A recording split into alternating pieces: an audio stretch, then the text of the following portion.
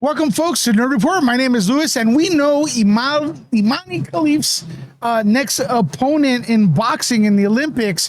We're going to get to her in a bit, but if you're not familiar, this boxer it's very controversial with her because last year she failed an unspecified gender eligibility test. Now, when they say it's unspecified, a lot of people have come to conclusions that it was something to do with the XY chromosome. I haven't really seen that confirmed. And also this thing called DSD, which is disorder of sex development.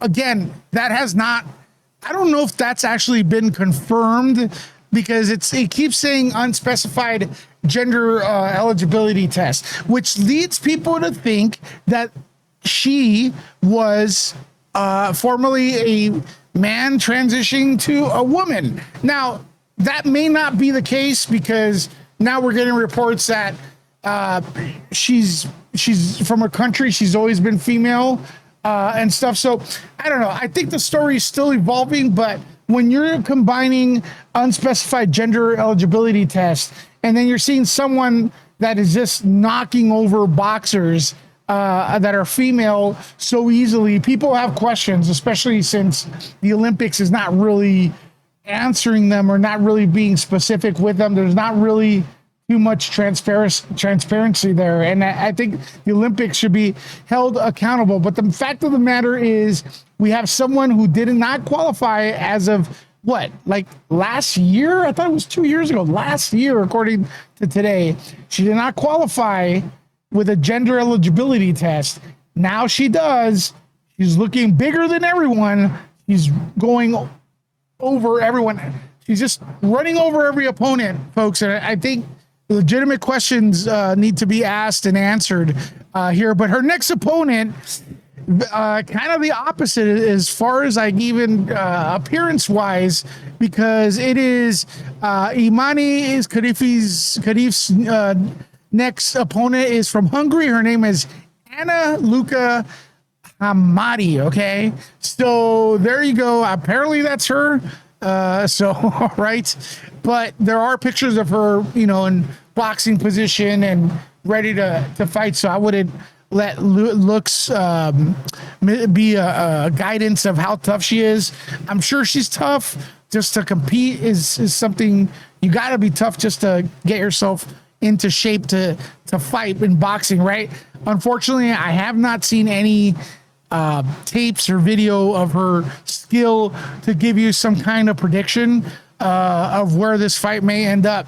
But Khelif's next opponent has been confirmed with Hungary's Luca Hamori to step into the ring with the Algerian at the Olympic Games. Now, there's a thing that in Algeria, being a trans person is actually illegal and punishable. Like, it's a really big offense. Problem is, I don't believe them 100%. I think there's a possibility they would lie just to win a medal. It's a possibility. I'm not accusing her of that. The Olympics has caught men trying to infiltrate women's sports to win the gold medal. That's not something new. Is that the case here? Good question. Boxing at this year's game in Paris has been marred by conflicting gender eligibility rules in Paris, with Khelif and Taiwan's Lin Yu-ting allowed to compete despite being disqualified from last year's World Championships. Now, I did have a chance to see Lin Yu-ting from Thailand. Now, he's got some skills, man. And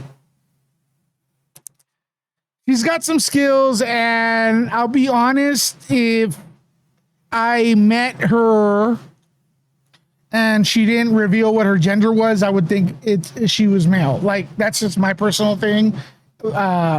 Again, no disrespect, but yeah, this is like high level stuff. So I'm interested to see what the boxer from Taiwan has to do. So the the pair failed unspecified gender eligibility test and were deemed to have a competitive advantage. But the International Olympics Committee had allowed both to compete. That's for this year. But what is it? What is it? Are they taking testosterone? What? But if you have high testosterone, that doesn't. You can have a high testosterone naturally and still be female. It has nothing to do with your gender that you were born. And if you're taking a lot of testosterone illegally, that is not a gender eligibility thing. So the entire thing is just ridiculously confusing, if you ask me. And there's no transparency.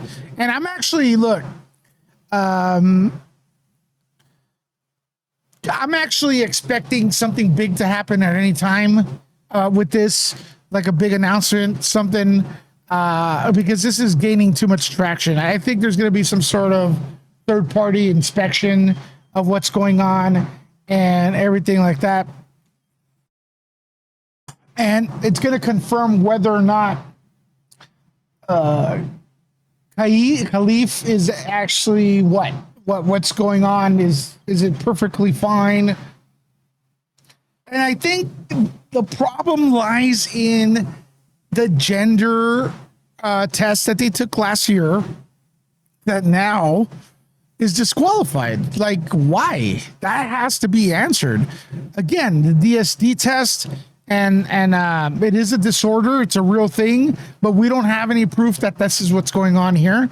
And then we don't even have any proof that, the XY chromosome, if this test tested the XY chromosome, or do we? I mean, look, there's a lot of reporting here, and it's, to me, it's extremely incomplete.